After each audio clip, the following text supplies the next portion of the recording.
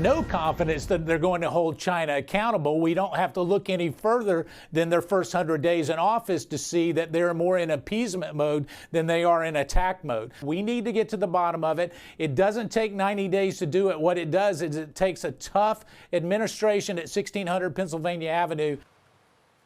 That was former White House Chief of Staff Mark Meadows slamming President Biden for pulling the plug on the State Department's investigation into the origins of COVID-19. It comes as more and more experts, including Dr. Anthony Fauci, admit that an independent inquiry is necessary to determine whether the virus may have leaked from a laboratory in Wuhan. For more on this, let's bring in South Carolina Congressman Lindsey Graham. Senator, great to see you. Did I say Congressman? That was I've been called worse. I've been called a lot worse. Well, I could go back and try it again. South Carolina Senator Lindsey Graham. Sorry, I read too quickly here. So the president announced just a short time ago that he's giving the intelligence community, the IC, 90 days to study this and report back to him. Without any measure of transparency from China, though, do they have any hope of succeeding? Not really. I think the only reason that Biden's doing this is becoming untenable not to look into whether or not the virus originated in a Chinese lab. We need to find out what happened so it never happens again. If the source of COVID-19 that turned the world upside down is from a lab in China, we need to hold China accountable for allowing that to happen. So Biden seems to be more intimidated by our enemies than President Trump. So having the intelligence community look at this is not going to be successful until the world rallies around the idea that China needs to be more cooperative.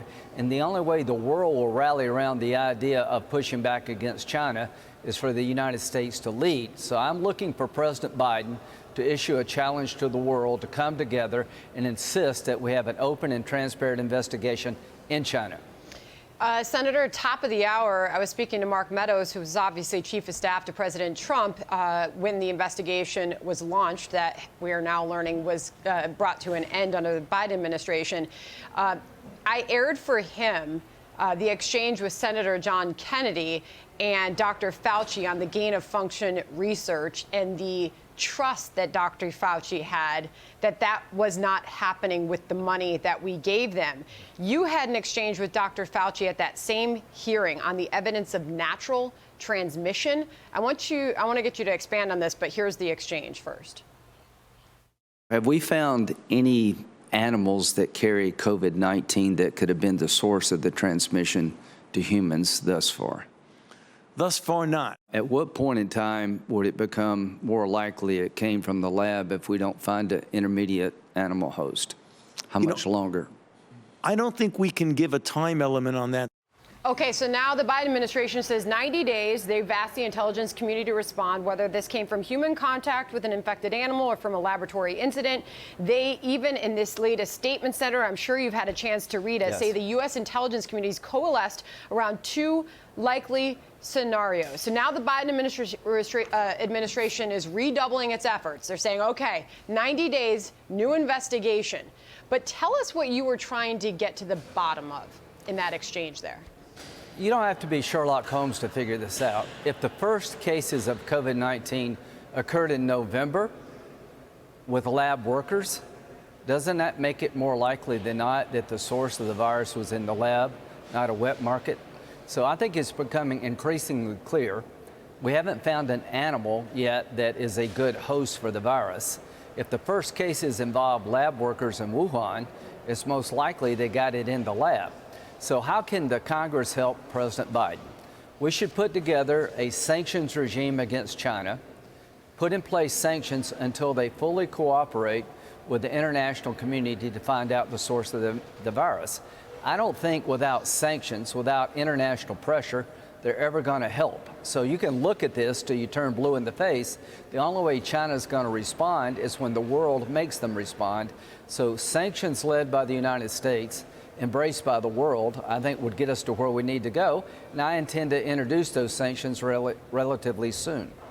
All right, we'll look forward to that legislation. Meantime, Senator, President Biden is going to be meeting with Russian President Vladimir Putin in Geneva. That'll happen in the middle of June. Let's look at where we are with Russia, rather. Yeah. The attack on the Colonial Pipeline is believed to have emanated from Russia. There's Putin's continued aggression in Ukraine, the jailing of Alexei Navalny. Putin ally Alexander Lukashenko in Belarus basically hijacked an Irish airliner. And then after all of this, the White House announces a summit. Is that rewarding bad behavior? Well, the summit could be helpful if you confront the bad behavior. The summit will be a disaster if you don't call it out. I would argue that I think it was in Norway where President Trump met Putin, that didn't go very well. I don't think President Trump prosecuted the case against Russia forcefully enough, and he got a lot of criticism. I would say this: if President Biden decides to meet with President Putin and he doesn't put him on notice that any further attacks against critical infrastructure emanating from Russia, we're going to hold the country itself accountable, it's a big mistake. If he doesn't put Russia on notice that your disruptive behavior must cease, then the whole meeting is going to be counterproductive. It depends on what he does. Well, Jen Psaki was asked what he plans to do with this meeting. Here was her response. I'll ask you if you're satisfied with it at the other side. This is how diplomacy works. We don't meet with people only when we agree.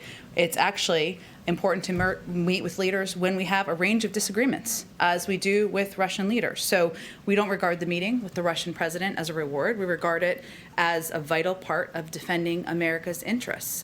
What does that response tell you, Senator? Well, it tells me that they're doing the meeting to talk about differences, just not commonality. But the meeting will be unsuccessful unless Biden lays down markers, putting the Kremlin on notice that if we have any more cyber attacks emanating from your backyard, we're going to hold you accountable because you can control it if you choose to. And all the disruptive behavior you had at the top of the show needs to be on the table with some understanding what the consequences are. If they meet, the two of them meet, and Russia doesn't feel a sense of dread from the meeting in terms of changing their behavior, it would be a failed meeting. All right. That summit, by the way, was in Finland, Helsinki. Finland, I remember. okay. Sorry about that. I was, and you're a senator, and I'll write it 100 times on the whiteboard. Good to see you, Lindsey Graham. Welcome back anytime, Senator. Thank you.